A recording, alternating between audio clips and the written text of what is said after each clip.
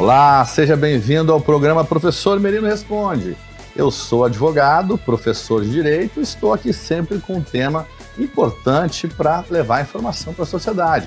Hoje nós vamos entrevistar uma advogada criminalista que trabalha em Canoas e tem um escritório no bairro Guajuviras e atende muitos clientes dessa área criminal. E aí nós vamos trazer aqui para vocês as informações sobre quais os direitos, como é que você pode se defender do processo criminal. Inclusive tem casos até de pessoas que são condenadas e são presas e não fizeram nada, injustamente, não é? Então nós precisamos saber de um advogado quais os caminhos de defesa, né? E eu vou começar perguntando para a doutora Tatiana. Seja bem-vinda, doutora Tatiana. Parabéns pelo seu trabalho. E eu vou começar perguntando assim, quais são os tipos de casos que você mais atende no seu escritório? Que tipos de crimes, assim, de clientes que lhe procuram? Obrigada, Merino, pela oportunidade, parabéns pelo programa. Então, os crimes que eu mais atuo no escritório, eles são os crimes de tráfico de drogas e também Maria da Penha. Infelizmente, a gente tem uma grande demanda também nos crimes de Maria da Penha, e eu digo que, no tráfico de drogas, enfim, eu atuo na defesa e pronto, mas na Maria da Penha, eu como mulher, eu digo que eu atuo um pouco como psicóloga do preso, do réu, e digo, olha, não faz mais, não chega perto, ela quer terminar, então tu tem que aceitar, e assim, eu sempre digo para ele, ó, se acontecer de novo, não me chama, tô te ajudando agora, mas não me chama depois. Eu acho que é uma maneira que a gente tem de repente, eliminar um pouquinho essa nébula aí da violência doméstica, né? Então o advogado também dá uma orientação para o cliente, né? Sim. Eu queria saber também, doutora, assim, quais são os crimes mais graves que a doutora já fez defesa na sua atuação como advogada criminalista? Olha, tiveram alguns, Merino, alguns. Homicídio, roubo. Eu digo que eu não classifico os crimes como mais graves, mas sim os mais difíceis de defesa.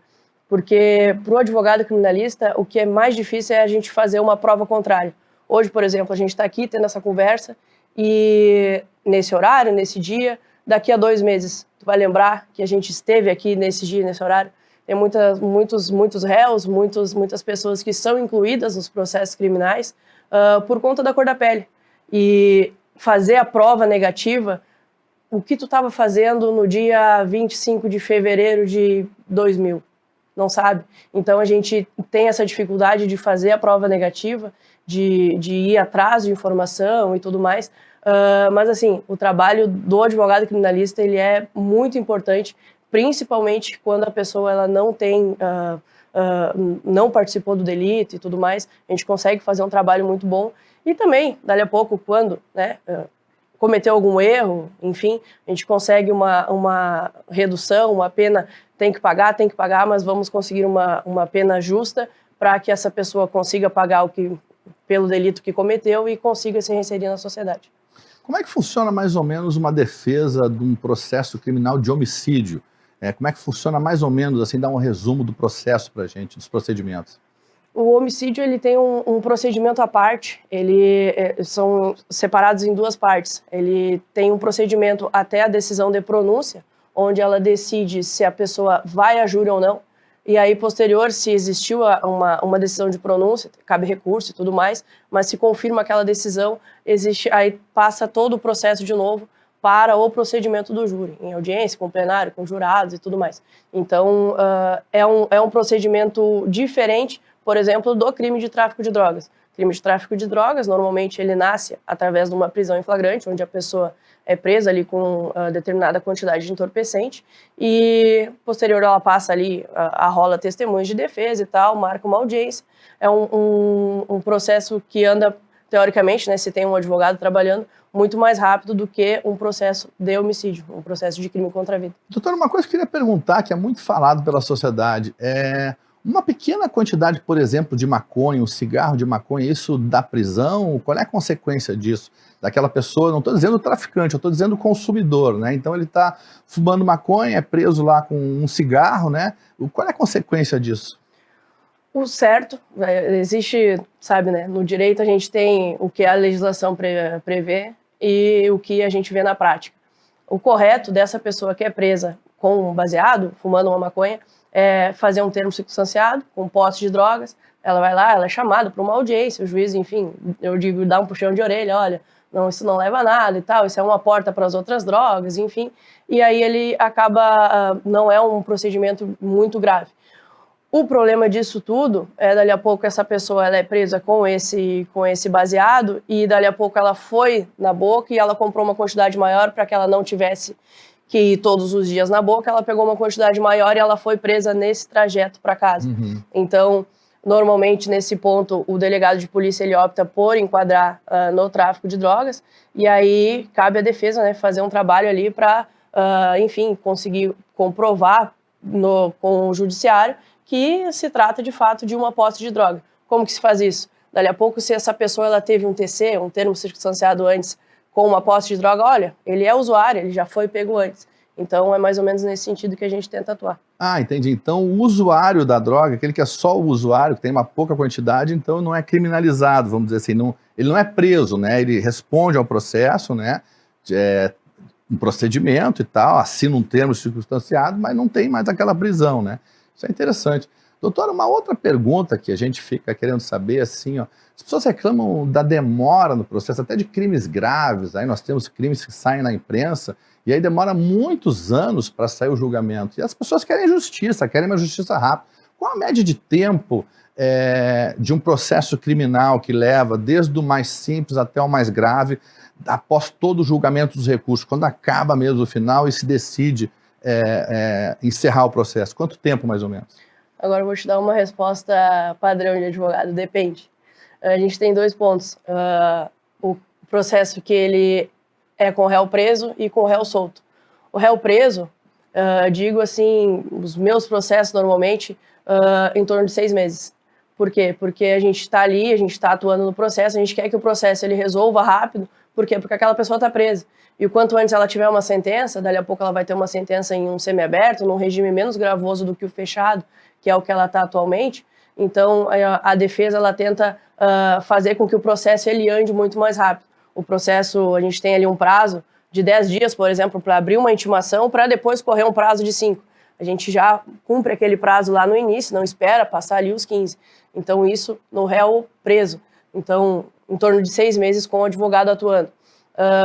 Mas quando, cliente meu, réu solto, gente, último dia do prazo, vamos ganhar tempo. Por quê? Porque a gente tem também como trabalhar num recurso, numa prescrição. Então, quanto mais tempo a gente levar, melhor. Então, vai muito da estratégia da defesa. E quanto tempo leva mais ou menos isso para acabar o processo transitar em julgado até o final? Uma média, mais ou menos, dos crimes mais graves. De um réu solto, por exemplo, sei lá, um estupro, réu solto. Um homicídio, um pode jogar, por exemplo, estupro. De 3 a 5 anos. De 3 a 5 anos. E o crime de estupro, qual é a pena para o crime de estupro? É uma pena muito alta. E, sinceramente, eu não atuo nesse tipo penal.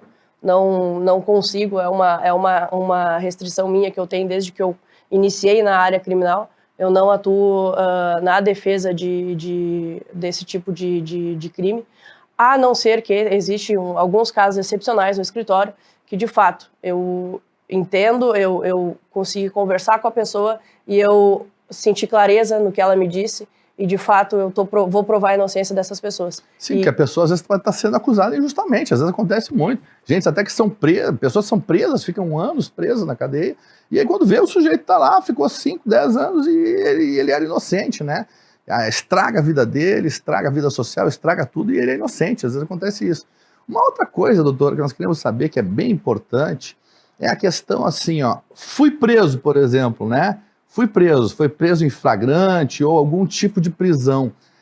Quais são as medidas que eu posso fazer para responder esse crime de liberdade? Até porque, por exemplo, se eu for inocente, é uma injustiça eu estar preso respondendo por um crime. Então, quais as medidas que o advogado pode tomar quando você é preso, né, para você poder responder esse crime em liberdade?